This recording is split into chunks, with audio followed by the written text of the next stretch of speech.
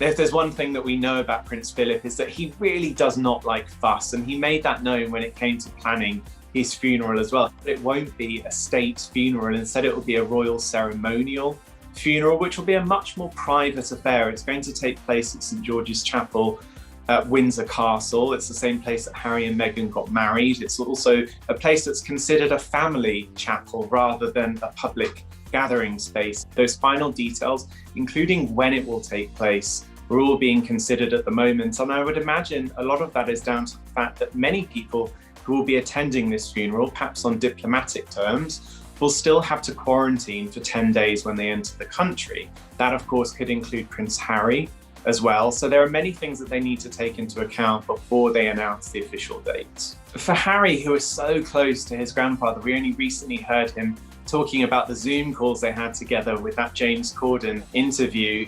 Does the Queen know how to use a Zoom? Yes.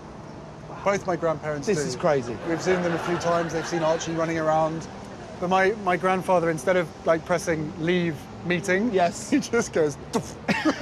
It's going to be a very difficult time for him. Not only is he many miles away from his family and the Queen over here, who I'm sure he would want to be helping comfort at this difficult time, he's also not able to be immediately part of what will be going on over here in the UK. From what I heard, the Sussexes found out about Prince Philip's death at the same time as everyone else. It was sort of a unified approach from palace officials to make sure all royal family members were told at the same time. But now, of course, raises the challenge for Harry to see if he can actually get here for the funeral. No doubt his team will be in close communication with palace officials to find out when that is and if there is going to be enough time for him to arrive here and quarantine. But I would imagine he's going to be doing everything he can to be here to pay respects to his grandfather.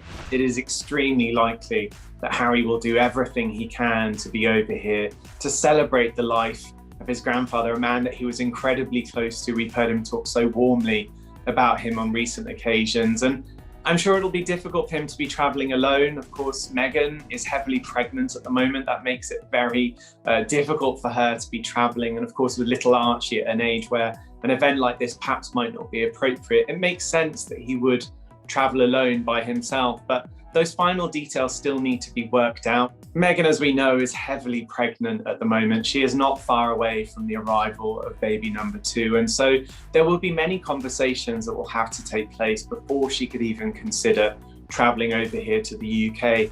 On top of that, we of course are in the middle of a pandemic that proves difficult with restrictions of its own. And so I would imagine that there will be a very likely scenario that Harry is over here representing the entire Sussex family. And it will be a difficult moment because I'm sure that Meghan would want to be by Harry's side for what will be a very difficult time for him. It'll no doubt be a bittersweet moment for Harry if he's able to attend the funeral of his grandfather, because of course at St George's Chapel, it was the same place that he got married to Meghan, but that really highlights the importance of the venue. St George's Chapel is a royal family chapel, and so many moments have happened there. A moment like this in a family will, of course, present its own challenges for the Cambridges and other parents in the family with children who are very close to their great-grandparents. It's always difficult to break that news that someone, in this case Prince Philip, has passed away. But there will be very open conversations happening with the Cambridge family at the moment. And I would imagine that the family are all preparing to head down to London in the days ahead, so they can not only perhaps have an opportunity to see the Queen, but also to really involve the children in what is a very big family moment. Everyone will be coming together to remember an incredible life.